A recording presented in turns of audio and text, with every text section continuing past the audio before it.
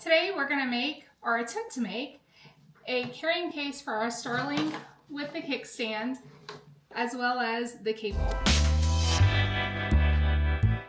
I couldn't find any instructions online for any kind of DIY cases, so this is going to be through trial and error. This is what was recommended at the fabric store. It's NuFoam, so it's made for outside chair cushions, boats, decks, that kind of stuff. The lady said it would hold up better than like the green foam, which will deteriorate over time. So this comes in a set of 6 10 inches by 26 inches, which will work for what we're doing. Problem is they come in sheets and I want to be able to connect them because I don't want them shifting around once I put them in the bag. Yesterday I experimented and did a zigzag stitch, but I don't like the way that it indents on the foam. And then I just did a real quick straight stitch as loose as I could, but it's still giving me some indentation on the foam. So I'm gonna hand stitch these and see if I can kind of do them loosely, but so that they won't move whenever we do put them in the bag. So I am not a very good sewer, but I just kind of looped it together, and then I'm gonna do another one around the middle and then another one at the end. All I want is for it to just stay together. It doesn't have to be permanent solution. I just don't want it in the bag to separate by, you know, a significant amount. So as long as it's fairly close together, we're good. After experimenting with a few different options, the best way for me to go is just to do the zigzag stitch like I did in the original one. It'll create a seam, but honestly, it's the fastest and easiest thing for me to do.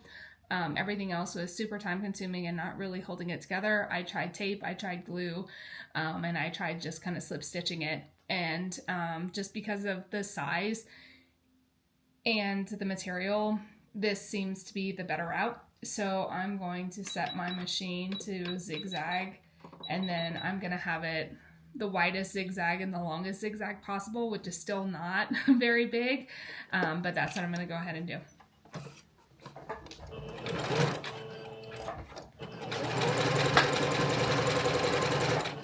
First, I'm going to sew an interior pocket. I cut a piece of material. I'm going to fold it in half, right sides together, and then just sew it. And that'll kind of reinforce it. And we'll then attach it to the bottom of the bag. So now that I've sewn this together, I've left a little space to be able to turn it inside out. So I'm going to do that real quick. Now that I have it turned correctly, I still have my little hole in here, so I'm going to go ahead and top stitch this. I left about 1.5 inches. You probably want to leave 2 to 3 inches because it gives you a little bit more room to push the material through. I'm going for a little bit more of a finished look, so I got some double fold bias tape. This one's the wider one. It's 0.875 inches wide, and I'm going to go ahead and stitch it around 3 sides of the pocket. The bottom side I'm not going to do. I'm just going to let it kind of meld into the bag, but I thought it would be neat to kind of let it stand out, have a little bit of contrast on the 3 sides of the pocket. I pinned my pocket. This is about the center line. I want, once I have the foam and everything, I want it just above the center. I don't want it to be all the way at the bottom of the bag. So I pinned all the way around. So I'm going to sew from this corner down to this corner. This is the top of my pocket. Just remember, don't sew the top. We're going to play a little bit of a game here because I don't know the exact measurements because I've never really dealt with batting and that kind of stuff. I am tentatively cutting the canvas tote. I have them currently right side together. I've cut most of it and I've got it measured out, and I think this is fine, but I might have to bring it in a tad just to take into consideration the batting. I want it to be too big versus too small. It's the whole measure twice, cut once scenario. So I know that the batting is 1 inch, so it's going to take up a lot of this material. And if I put it over, I don't have a ton of wiggle room for it to be inside. So that's what I'm kind of concerned about. So I'm gonna go ahead and sew one of the sides, and then I'm gonna stick it in and then see how it goes, and then pin the other side so that I can get a proper measurement on it versus trying to measure the batting and take into consideration the 1-inch thickness and then possibly like not doing it correctly. And just so it doesn't get misaligned with the sewing machine, I'm going to pin it too, just to keep everything straight.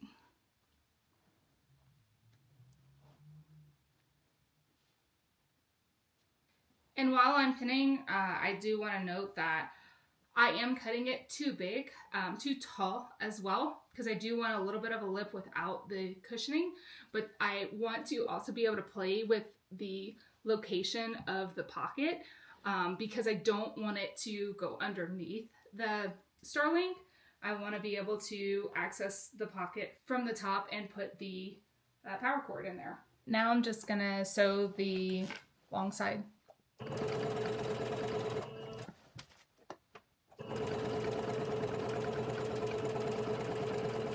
Now that I have two of the sides sewn together, so I have this long side sewn and then that top corner, I'm going to go ahead and flip it around and lay it back out flat so that we can stick the batting on the inside. What I'm doing right now is lining it up on the edge, and then I'm leaving, I don't know, probably 1.5 inches at the top just to kind of see how it works out. So don't have a lot of extra room here to sew it, but I do have, there's enough, which was pretty much what I expected. So ideally, I'll pin this down. I might even sew the long ends, and then kind of play around. This will be the outside of the bag. This will be the inside of the bag.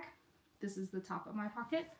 And then kind of play around with how and where I want the pocket, which this looks pretty good.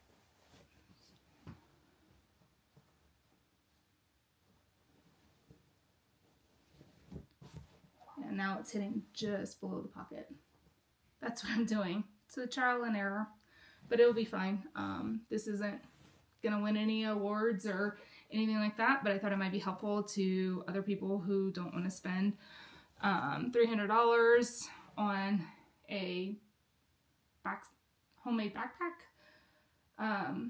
And this will give us, it's just a little bit of protection for the Starlink. Nothing, you know, we'll probably end up putting it in storage case in the bag, but this gives a little bit of cushion so it doesn't get damaged in travel. This is the top of the bag, so this is where the handles will go. After kind of messing around with the foam insert, I have, if I sew along the outer or the inner side of this red line, it's about 1.25 inches. It gives me room to put my handles, but it also gives me room to put some Velcro at the edge of the bag.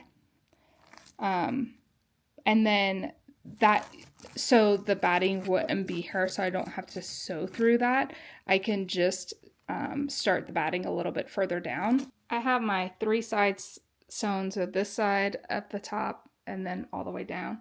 This one is still open, so I'm gonna put the foam into the casing and see how it works.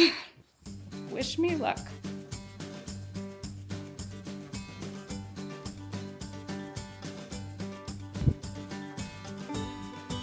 So this ended up being a pretty good fit. I still have a little bit of room to attach them together. I'm gonna straighten it out probably just a tad. And then I'm gonna sew this so the batting doesn't move. And then I'm gonna do the same thing as I did up here and have a little bit of a handle so that I can do the Velcro and everything like that. But overall, I think it's pretty good.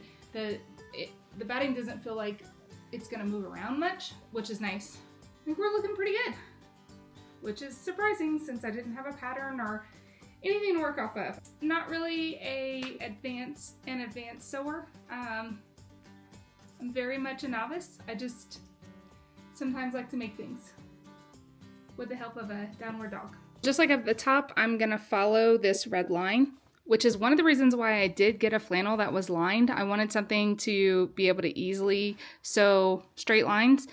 And so sometimes it's nice to get a plaid or something with a pattern so you've got a guide to help you versus trying to measure everything out. So this makes it a little bit easier. And so yeah, I'm going to sew this up and then I'm going to do the same thing, measure my 1 or 1.5 inches and sew the top up just like I did on the other side. I do have my second top of the bag pinned up. I'm going to top stitch this here and close it up, and then the next thing we'll do is the sides. With right sides together, I am sewing the side seams down so that I can flip it inside out or right side in, and all the seams will be on the inside. I'm also going to go back and enforce it with a zigzag stitch. I am very hard on all of my bags, so I like to make sure that I have reinforced stitches, just so if a seam does pop, there's reinforcement and the next one doesn't. Now that the bag is sewn and turned right side out, I'm going to attach handles. I measured my bag from side to side. It's 25 inches. The middle is 12.5, which puts us right here. So I'm going to measure, I want 6 inches in between the insides of the handles. So I'm going to measure 3 inches on either side. That's where I'm going to put the handle. And then I'm going to tack it down just below the seam and then up, so there's a little bit of reinforcement there. About 24 inches from the top of the bag up and around to the next top of the bag.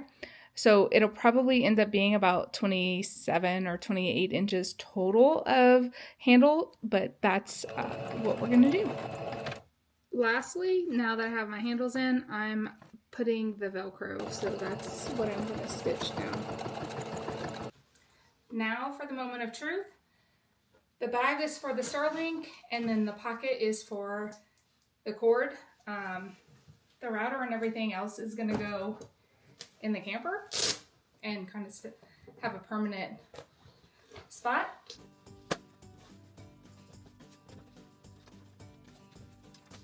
So it does fit barely.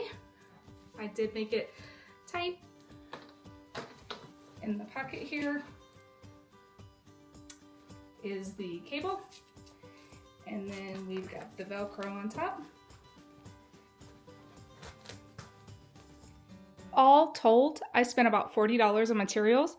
I bought 1.5 yards of the flannel, which was on clearance, and 1 yard of the canvas. I bought 2 yards of the handles, and I have a small amount left over here. So I could have gone a little less had I measured it beforehand. And then I did get the double folded bias tape, which was $3.99 per packet. And then I already had the Velcro on hand from a previous project. This is the foam that I purchased. It's 10 inches by 26 inch rectangles with 6 pieces. I used approximately 3 pieces. I kind of sewed them together, not in the best way. They do sell this in rolls and a cut by the yard, so that is a possibility for you. The lady did say this stands up a little bit better in the weather versus the green foam. So if it's going to be outside or stored in the trailer where it gets kind of hot and cold, you might want to consider that. I did like that this is used for outdoor furniture, so it is a little bit of waterproof, and it is washable as well. Something to consider, you obviously don't have to use this. Some people could have probably used interfacing and been fine. I just wanted that extra protection. But that's it. I think it turned out fairly well. There is a spot for the cable and for the Starlink, and no one's going to see this. It is just a masterpiece for Nick and I to see, but a way for us to store and protect the Starlink so that nothing bumps up against it. Thanks for watching.